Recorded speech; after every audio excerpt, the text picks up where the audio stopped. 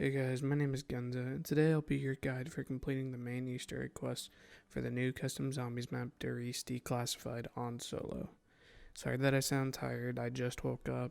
Within this guide you will find elements from both the past versions of the map, as well as some unique steps newly brought to the fold with this map. We're in for quite a ride, but before we get into it, I'd like to point out some prerequisites for this Easter egg. For starters, you're going to need to obtain the Wonderwaff DG2 from the mystery box.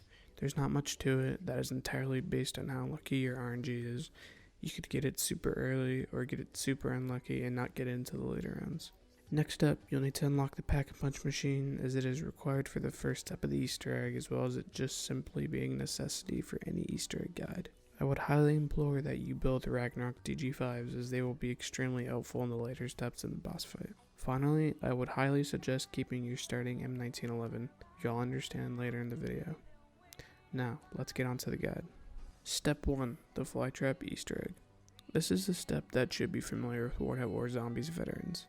It was an Easter egg featured in World at War and Black Ops 1, as well as a newer revamped version of Black Ops 3 in the Giant, which give you the Annihilator Specialist weapon. For this Easter egg, you'll be following the steps of the World at War and Black Ops 1 version, not the Giant version. So to start this step off, you'll need a Pack-a-Punch weapon. An assault rifle or anything with range will do. You'll find a blinking panel down in this alleyway right after the first door to the left of spawn. You need to shoot this with your Pack-a-Punched weapon, and it will send out several items. You will need to go around the map to 3 locations and shoot them with any weapon. It doesn't have to be Pack-a-Punched. The first item will be right near spawn, past where you walk to go shoot the panel. You'll look up at the high window and find a teddy bear with a bowie knife. Shoot that. The second item will be in the animal cages after you go through the next door on the left path. Go to the cage as seen and shoot the teddy bear with a Juggernog bottle holding an upgrade M1911. The final item will be a monkey bomb holding a hand grenade and a Molotov cocktail found in the furnace room where Mule Kick is located. After this, you'll get a sound cue confirming your completion of this step. Okay, hell pigs, time to go bother Takio for a while. Step 2. Buttons. Next you have to go around the map and press 4 buttons. They're a bit difficult to see, so just follow along with this footage. The first button is in the Quick Revive room as shown. The second button is in the Boiler room, or the Teleporter B room as shown. The third button is near the Furnace and Mule Kick as shown. The final button is in this area near the animal cages as shown. After pressing all the buttons, you will receive a sound cue signifying that you've completed the step.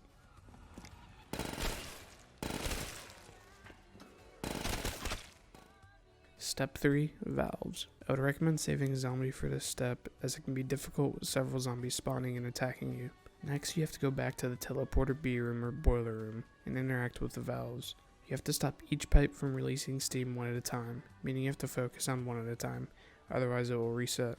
Once one pipe has stopped leaking, you move on to the next valve. Once that is done, the panel next to the teleporter will beam red.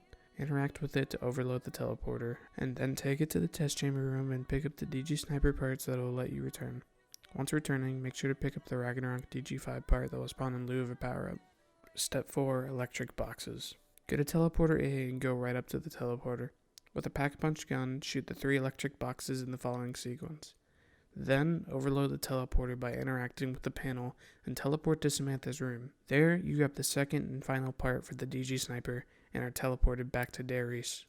Now, you can build the DG Sniper if you'd like, but I would honestly not bother. It is a pretty lackluster wonder weapon, and you can't even use it for the following step, as that step is limited to the original DG2. You're better off keeping the DG2 once you get it from the box, as the DG Sniper isn't necessary for this Easter egg. Step 5. Electricity. At this point, you should have the Wonderwaff DG2. If not, you need to continue hitting it until the RNG gods bestow you with the weapon. Go to Teleporter C, where you will find the wall lights illuminated with electrical wisp. Shoot them in the following sequence. The far back left one to the close right one. Then, the close left one to the far back right one. Once all the electricity is connected, shoot the center of the combination, which will beam towards the teleporter. Go to the teleporter and overload it by interacting with the panel, and then you will be teleported to the forest that you always find the characters in, sitting within the loading screen. When you spawn in, just be patient and wait for a blue crystal to spawn. Once it does, interact with it. You will have a short cutscene with the corrupted Samantha Maxis threatening you with the dark ether in the background. After she disappears, be patient for a moment, and then you will return to Darius with the crystal ready to be interacted with at the teleporter. Do not interact with it. Now, before we get into step 6, we need to do some preparation. The next step can be pretty difficult, especially if you're a solo player. After multiple failures on my part, I thought of a way to make this step a whole lot easier. My overall perk setup is Juggernog, PhD Flopper, Mule Kick, and Speed Cola. Now, for starters, keep the DG2, as it is a good weapon for the situation you'll be in. Next, if you haven't already, you should upgrade the M1911. I hope you kept it into the Mustang and Sally. Then hit the Wonder Fizz machine until you get PhD Flopper.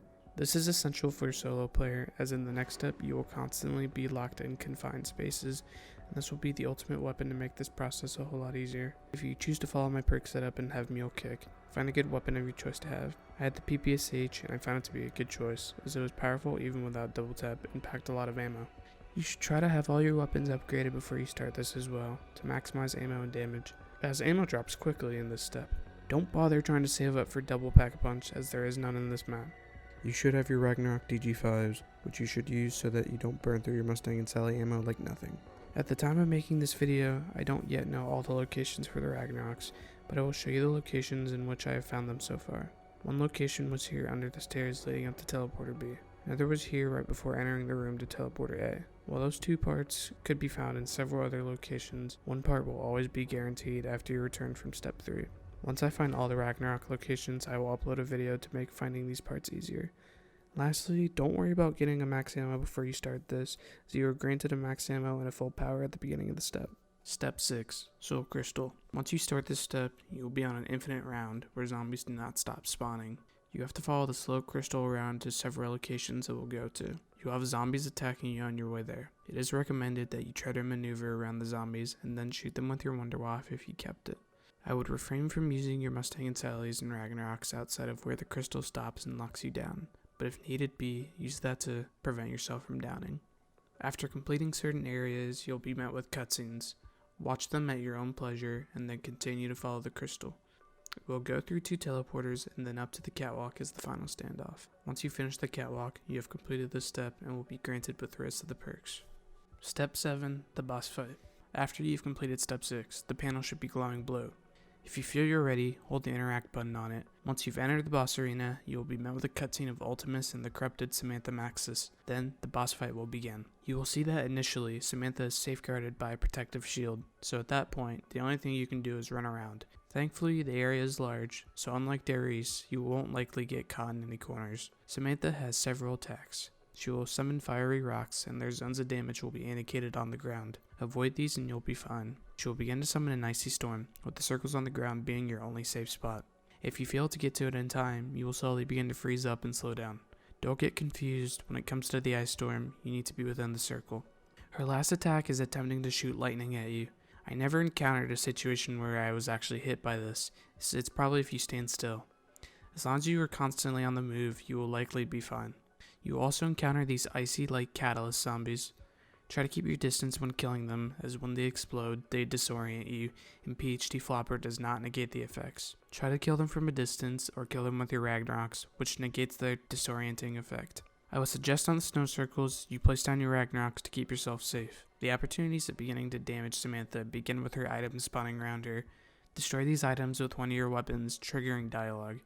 You have to continue to evade her attacks until her shield breaks, and then that is when you deal damage to her. After a bit of damage is dealt, she will reform her shield, and you'll have to repeat this a few times again. Eventually, you deal enough damage to the point where her shield no longer forms. Then, you only have to deal enough damage to finish her off while continuing to evade her attacks. Once you vanquish her, all the enemies will perish along with Samantha, and you'll experience a cold silence. Then, you'll fade to white, and hear a nostalgic piece of dialogue from your past. Entry 741021! Perhaps this station will hold the key to the real goals of Group 935. I still do not trust my unconventional allies, but they are of great use to me. But I digress. Who would have thought the MDT was capable of time travel? How many stations does this group have? Maybe that little girl did the pair too. Only time will tell what new questions await us in this theater of the damned.